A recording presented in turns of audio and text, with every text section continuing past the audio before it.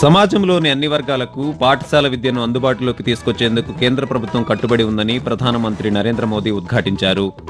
రాబోయే 5 ఏళ్లలో విద్యుత్ రంగంలో రాష్ట్రానికి 10 లక్షల కోట్ల రూపాయల పెట్టుబడులు వస్తాయని, 7,50,000 మందికి ఉద్యోగాలు లభిస్తాయని ఆంధ్రప్రదేశ్ ముఖ్యమంత్రి నారా చంద్రబాబు నాయుడు తెలిపారు.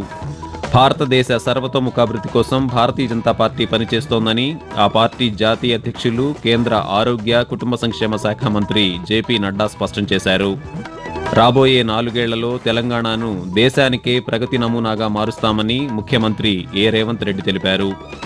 ఈ శతాబ్దం విద్యార్థులదేనని, విలువలతో కూడిన విద్యను అభ్యసించాలని విద్యార్థులకు ఆంధ్రప్రదేశ్ ఉప ముఖ్యమంత్రి కె పవన్ కళ్యాణ్ సూచించారు. ఉద్యోగ, ఉపాధి అవకాశాలు కల్పించేలా అంతర్జాతీయ ప్రమాణాలతో పాఠ్యాంశాలకు రూపకల్పన చేస్తామని ఆంధ్రప్రదేశ్ మానవ వనరుల అభివృద్ధి శాఖ మంత్రి నారా లోకేష్ వెల్లడించారు.